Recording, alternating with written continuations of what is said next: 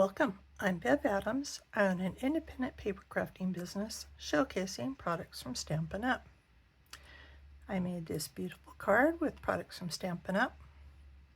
I sell these products and a few items to make crafting more convenient. I have the free detailed directions for you for this project.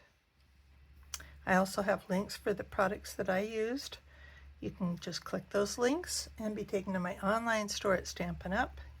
You'll see where to find all of that at the end of this video, so don't worry about taking notes. It's time to put stamps, ink, and paper together. I'm using Amber Autumn and the Amber Autumn dies. My cardstock is Mossy Meadow, and of course you'll need an envelope. The Mossy Meadow is 8.5 by 5.5, scored at 4 1/4 for your basic card base. I have a piece of 4 by 5 1/4, and this is basic beige for the inside. Another piece that's already cut with this wonderful background die from Amber Autumn Dies. And just to save a little time, I've already cut those. We will also be using this die. I have a piece of Mossy Meadow and a piece of Cajun Craze, and these are both 2 3/4 by 4 1/4. I've already cut the Label Me Grateful with the basic beige and the Cajun Craze. I'm also using Cajun Craze ink, and these are the low profile sparkle dots and some gold and Mossy Meadow, or actually Mossy Meadow and gold trim.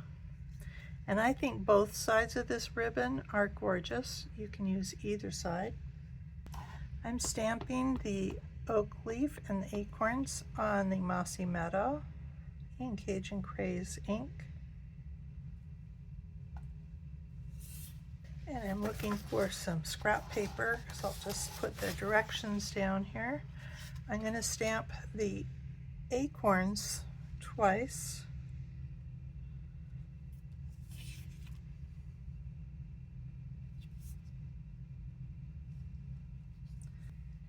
Since I've already cut out the background, I can use the little mini Stampin' Cut and Emboss machine. I like to use the light gray number 3 plate and a cut up plate. So I'm going to cut up the acorns. And if you put, now I tipped that a little bit, looks like it's still in place. If you put the front down on your plate, you can drop this down on top. Check to make sure it's still in place and roll it through.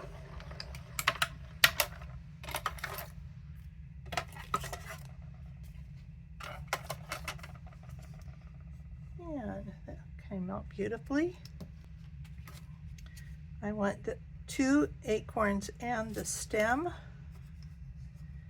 And it looks like I may have to chop this off a little bit closer just so it fits through the machine.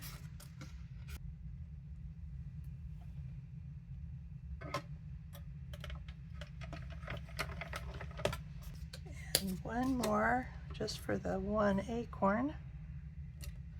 We're going for this acorn that's in front there.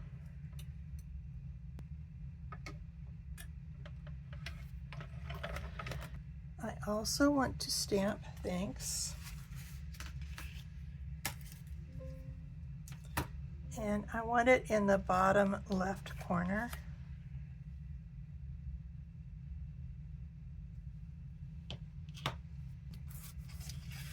And we'll go ahead and glue this on top.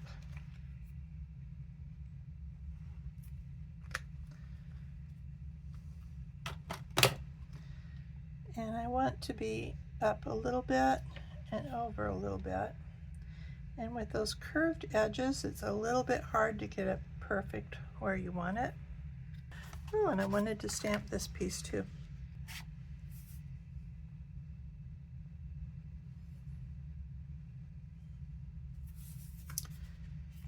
And of course you can stamp the envelope if you'd like.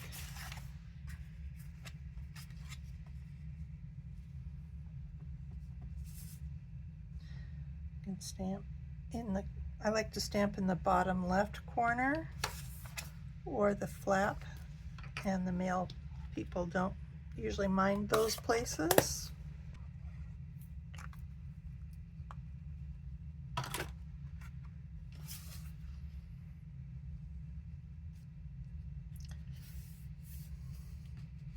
That just goes on the inside. So I'm just going around the outside edge of this piece. That will be more than enough glue.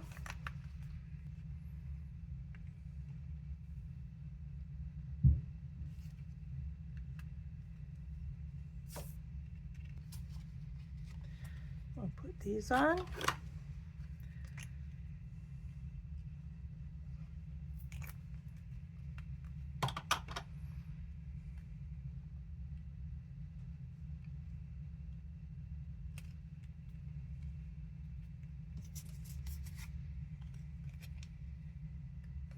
And I put this on with dimensionals.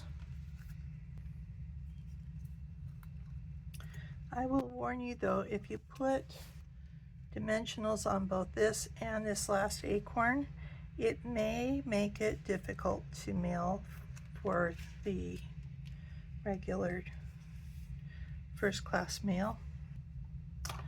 Okay, and with my snips, I'm just going to cut off the acorn and stem.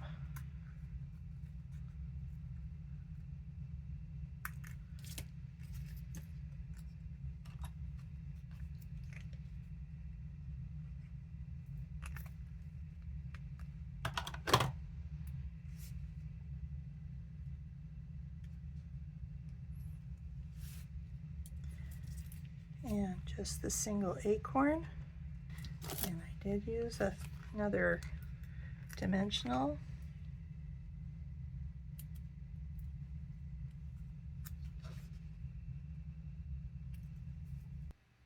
And if you want to kind of fancy this up, you can color the acorn with their Wink of Stella, and it'll add a little sparkle. I want to add two more things. I want to add a couple of these low profile dots.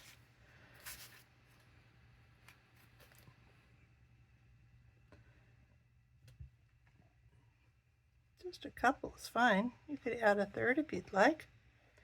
And I'm going to put some ribbons down here. And if you have tied a tie for somebody, we're basically using that way of tying. And I did use this side on this card. I'm going to use this side on this card. So we're going to make a loop and cross it. We're going to hold where it crosses and go all the way around. And then we're going to go up through both of those loops.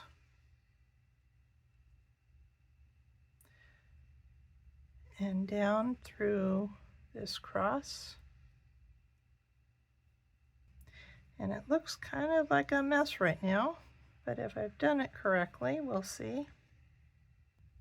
And I think I'll pull this one down extra firmly. And this should look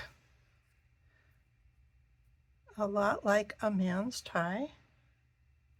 We can easily adjust that. And then trim the bottom. And it's a little bit awkward for me. Maybe, like I said, maybe if you've tied a man's tie a bunch of times, it's second nature to you. And then we just need to put it on with the mini glue dots.